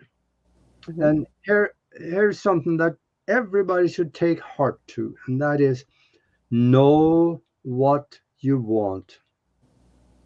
Half the Hmm. people in the world, they say, well, yeah, I'm just living my days, whatever happens happens, and I guarantee you it will happen. I think Mm-hmm. Dell was going to say something. What were you going to say, Dell? Yes, no, this actually goes into what we were saying, and then just what Augie is saying there is that I'm wondering why this push is for people to jump into the metaverse, to get in there and to plug into this fake reality. Where, and I can understand this. We have a lockdown that's happening again here in Ontario, and people are being isolated again. Isolation was the worst thing that was happening beforehand, where people were feeling depressed and sick, and there was suicides happening. Now you have this Paris Hilton that's like, hey, spending New Year's Eve in the metaverse. Come and join me. Come and party with me. fake reality. You're giving your energy away to some other vehicle that's out there, and you're in a make-believe world that you think is better as you waste away inside in the real reality. Yeah. Mm-hmm. Yeah, even though that, yeah, okay, so you're going to end up with a lockdown. At least that's what they're telling you for a little bit. Mm-hmm. But even during that time, you don't have to be isolated.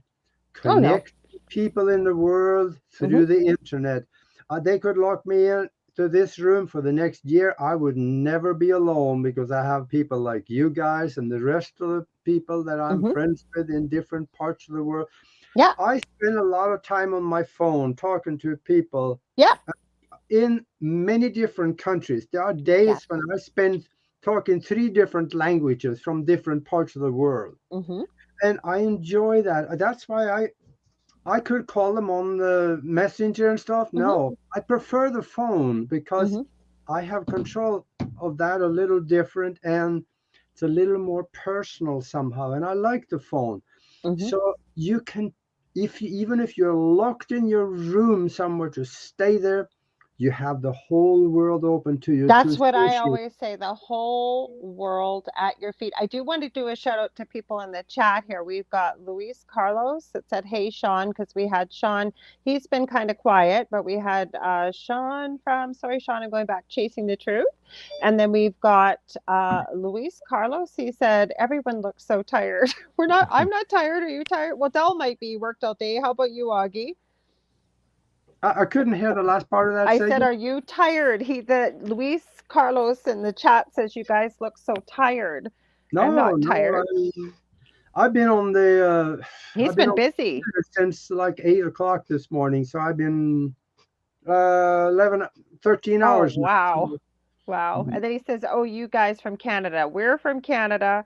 Augie is from Arizona, and we're broadcasting to you from New Orleans.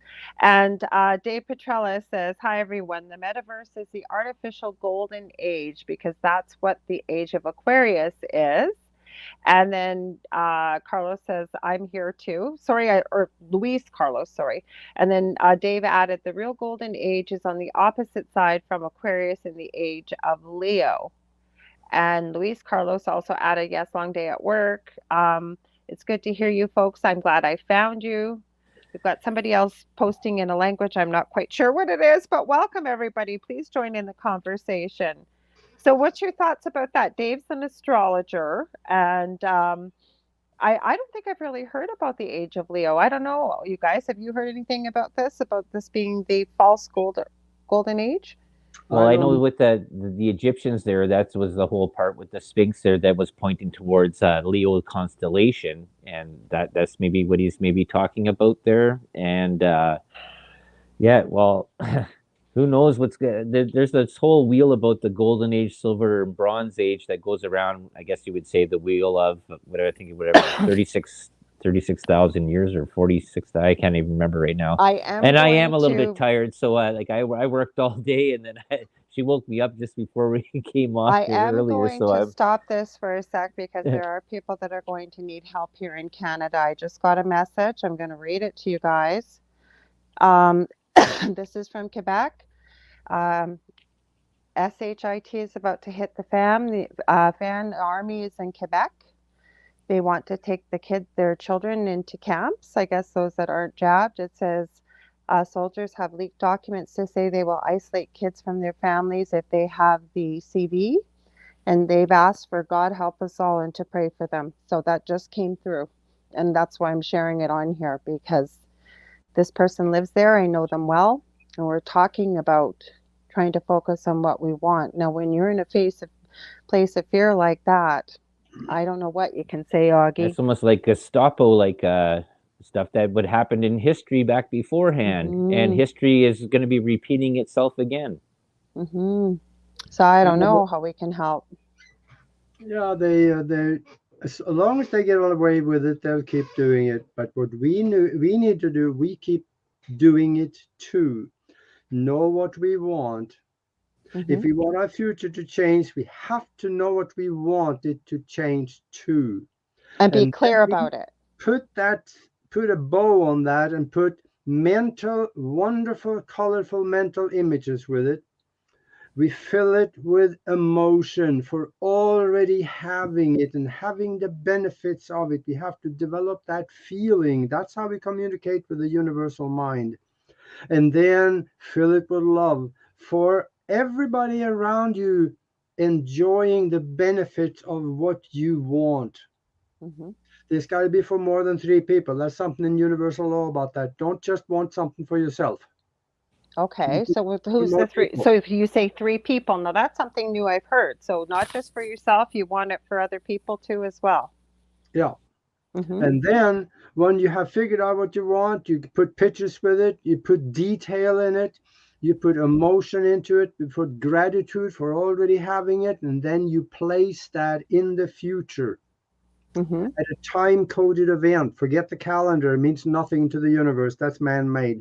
A time Okay. coded event like a birthday party or a reincarnation party is fine. And, and then or a New Year's party or something like that, where you're all standing around, visualize yourself toasting to the success of what you have wanted to have happen. Hmm.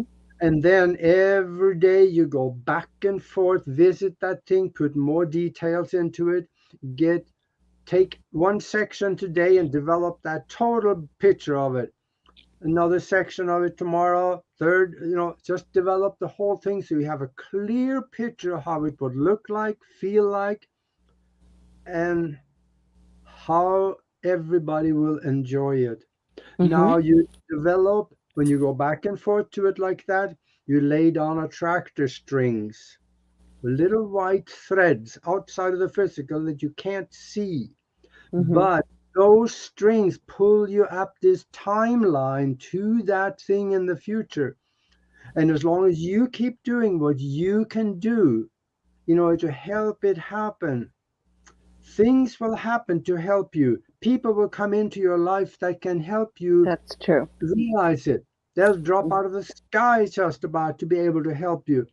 And you will be drawn up the timeline. So when your New Year's party come, you walk into it. Well, actually, I had this conversation with Dell recently because we're looking for a new vehicle. And I said probably in February, end of January, beginning of February. And I said to him, one person it works with, but two is even more powerful. But we got to be very clear about what we want to manifest, what it looks like, what we're looking for. And like you said, you've given some other pieces of the puzzle there. Visuals, Hmm. very important, helps a lot, and a time coded event. Hmm. Yeah. That sounds very similar to what that book, the Celestine Prophecies, that I read a bunch of years ago. There with manifesting future events and stuff like that, and That's right. putting the energy out there, and things will drop in there. But you have to be aware of what's around you. If you're very narrow-minded and not thinking, your eyes don't see and you don't feel that energy come in that direct you down the proper path that you were headed towards. Yeah. Okay, we got an interesting comment here. Hi, Stuart Hallett. Thanks for joining us. Now, I haven't heard anything about this, but he says there was a large humanoid figure by the moon in India. We don't normally have these breaking, interesting news comments here, but I don't know. Did you guys hear anything about that? No, but that sounds a little bit close to what that Project Bluebeam was about, putting out a huge figure. I think they were talking about putting Jesus to be up in the sky that would be around the earth, or some sort of religious figure, so that people would think that this was disclosure or some sort of second coming, right? Because that just sort of seems like a little bit of this magic trick. It's all magic that these government people are using there to deceive people. Well, I want to ask Stuart, when did this happen, Stuart? We'll see what you post there. So, Aki, what are you doing? We got about 10 minutes, if that. What are you doing with the mastermind? What's going on with that? What do you got going on? I didn't get a chance to talk to you over the holidays. So, where are you guys going with things with your podcast and with the Well, mastermind and we're having a lot of fun with the mastermind. We assembled a really powerful group of minds. And on Sundays, we get together and we visualize into existence amazing things sometimes. Mhm. Just a small example was that about 2.5 weeks ago now, one of the members, he said, my wife is in the hospital with COVID in a really bad way. Mhm.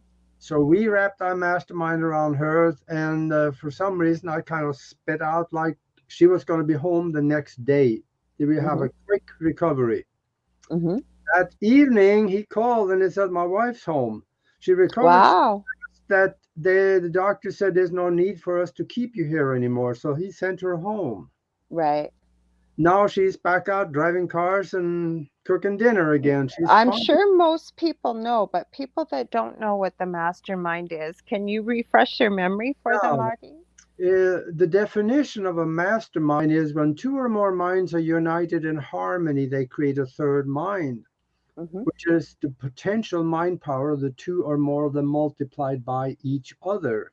Mhm. So if 1,000 people get together to focus on one thing and the completion of one thing in colorful images and emotion and all the spiritual language involved, now 1,000 times 1,000, that means that you got the mind power of 1,000,000 minds, and that is Mhm. powerful. That Mhm. alters reality within the physical arena. Mhm. And we do this every Sunday. And if somebody want to come and check it out and see how they can do some amazing things for themselves, then just send us an email to the mastermind connection at gmail.com. The Mhm. mastermind connection at gmail.com. And I'll send you some information with a link, and you can come and check it out and participate. It's a video type of thing, but you don't have to go on video if you don't want to. So kind of a little bit of privacy, I guess, is okay too. But we have done some really incredible things for people that has gotten in trouble in different ways. One lady was supposed to be evicted 3 days Mhm. after that we did the mastermind meeting. We did one, and the next day her brother called, and he yeah, she hasn't talked to her brother for 2 or 3 years, but he called and he said, I ended up with this other house. Would you come and take care of it? Oh No wow. way, really? Oh, Yeah, that's awesome. That's awesome. Mhm. goofy things happen. It just fall out Mhm. of trees for you sometimes. Mhm. And also, of course, Nori and I, we are doing the broadcast team Alpha Show, Mhm. where we are doing, we got a lot of interesting guests this coming Tuesday, tomorrow. We're going to have a guy on from Canada that is going to talk about a mystery school that he has. Oh, what's his name? Yeah, I got it written down. I haven't even. Uh, What, Del? No, I uh, didn't. I don't. I, just can't think of it. no, I just said this is yes. Unless I have it written down in front of me, I can't remember names. Period. Yeah, yeah. So, That Del is like that. Yes, he is. So the only reason I can remember names, and I think I've said this with you on the show before, Aage, I know Del's heard it before, but when I was barely 8 years old, my father took my brother and I to this week-long seminar. It was put on, I think, by Og Mandino, one of his affiliates, and it was teaching you how to use your memory and memory Yeah. tricks and all kinds of stuff. Now, I loved it, soaked up every second of it, and it's developed almost into an eidetic memory at times, especially when I was in university.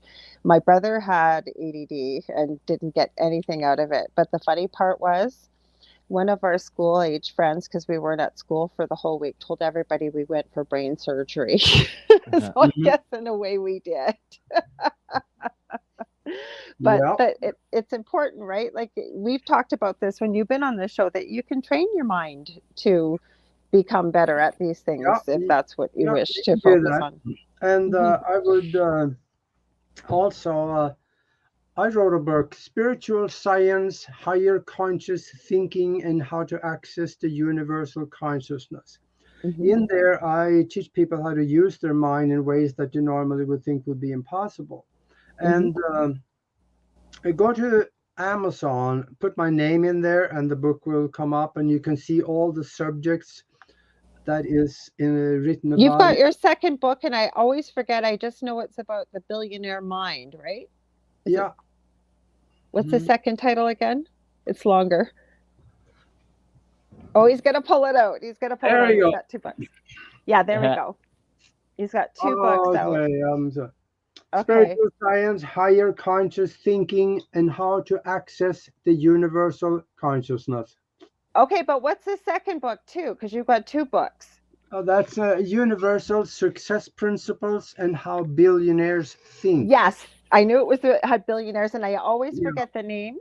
But when you've been on the show for a full show, we have had so many people in the comments mention how it has changed their lives Yeah. reading your books. Yeah. So, And that's also what I'm telling people. If they read this book 3 times, make sure we talk. yeah, But then yeah, you're ready for stage 2.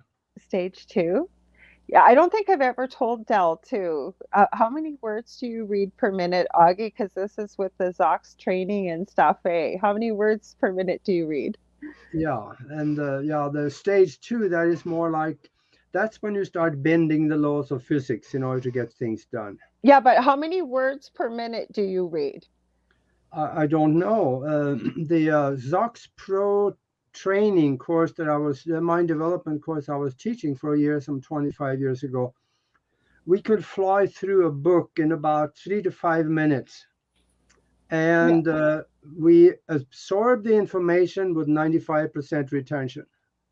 oh wow. hmm But these are things These, that people think aren't possible. This is what I was talking about just where you were trying to connect was these are things that we are capable of and so much more, but we've never been led to believe it. We've been led to believe that things like materialism and what have you is more important when realizing that I think that throughout all of this, this is about self-discovery, yeah. about learning to work with the universe, if you were let the negative extraneous fall away. Is there anything Mhm. else you'd like to add to that? Well, No, I would just say there one part there is that this is sort of interesting there that I would say is that we found or we've seen many studies there when there's brain injuries that the brain actually makes new pathways. And if you can create those pathways without injuring yourself and Mm-hmm. doing this, I think this is really important that people, they always gave us this lie that we only use 10% of our brain. And maybe that was just to stop everybody from thinking that's all they knew and then Mm-hmm. not to go and learn more. And I always Mm-hmm. think learning is so important in life. You should be learning something new every day. yeah. And we're creating new neural pathways every day on the Mm-hmm. basis of what we think and what we do with our mind and my brain. So we should start thinking about positive things and things we want and think on it all the time. Live in the future if you have to. Do what you need to do today and live in the future until it's all around you in your mind, and the universe will get in your path and help you complete it. Well, This anybody that oh, sorry, go ahead, Augie. Now, this has been proven so many times. Well, I was going to say that anybody that doesn't believe that, let's talk about the placebo effect for a minute. People that have been told, and it doesn't matter what disease process, it has been done over the eras of time, if you will. People being told that had incurable cancer, that we've got this new wonder drug we're going to give you, and it's going to cure you. And people actually believed it would work and have cured themselves, and they found out it's nothing but a placebo, a sugar pill, right? Mm-hmm. Mm-hmm. The Yeah, power of the mind is incredible. Think about it and again, when we're in fear, it's been proven that you don't have critical thinking, you don't have logic, you don't have all those things that you normally would have or be able to access. But the more that sorry, I'm losing my train of thought here. I was just basically going to say That'd though, be important right now in the during this pandemic time for that's people where I to was going start with this. thinking positive and to think that you're not going to be as sick as whatever that these media propagandists want to tell you to, because that's what they're trying to throw you is negative fear energy, right? To get you scared, to be in And this that's their scared only state of mind. weapon. Yeah. That's our only weapon. If we can overcome the fear and realize, like I said, that we all have that power within ourselves, Hmm. that they've got nothing left. Michelle Pratt added, like with my organite, I say, because you don't believe in it, it still works. And that's true.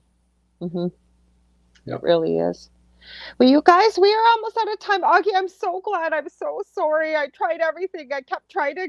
Good thing Dell was here because the screen would have been black while I was trying to email you and stuff. That's all But right. where can people find you? Where can they watch your show tomorrow night? Well, And we can you watch it on YouTube with the Broadcast Team Alpha. We will be there, and also at broadcastteamalpha.com. We'll be transmitting live there, and of course on my Facebook page will be yeah, under my name, and a bunch of other places, about 8 or 10 different platforms okay, out there, 3 TV stations and things. So, but okay, you'll find us. And of course, after the show, then we'll post it on my Facebook page and many other different places. So you can find it. It could be okay. interesting. And go to Broadcast Team Alpha and look in the shows. You're gonna find something that's is gonna make your hair stand up. We still didn't even get to your regular site, Aage-Nost, and it's got all those pictures of, like, I share those 3 videos you and Nori did about strange things found on Mars, on the moon, and on Earth. You can't believe I have them saved on the front page of my phone because I share those with so many people when I tell them about those. It's crazy Now, stuff, you guys. Hmm. those documentaries were fun to make because we find pictures of people walking on the Yes, moon without spacesuits, yes. NASA prints, Yeah. NASA prints and people on Mars, Hmm. buildings on Mars, Yep. and a 3,000-mile long cigar shaped ship floating on the outer ring Hmm. around Saturn. Yeah. And you tell people where you got them from too. So Mhm. that's what I think makes it even more credible. Well, I know that I've known you for how many years. I know what you found is what you Yeah. found. But for somebody, say, watching it that's never seen it, you're very honest with people about where you've gotten it. If people can get a copy for themselves, you tell them how in the documentaries. But he has got some crazy pictures on your personal website, right? Of things you have Yeah. seen that's strange in the world. So check that out. Deli, where can they find you? You can find me here on UPRN Thursdays at 7 p.m. Eastern. It's the delicious recipe, and we talk about all this stuff. We throw everything in the pot, and then we see how it tastes at the end. Yeah, you don't tell people what to think, you let them decide for themselves. Hmm. And I'm Lorilei Potvin. If you want to get a hold of me, you can get a hold of me on facebook.com/the Angel Rock.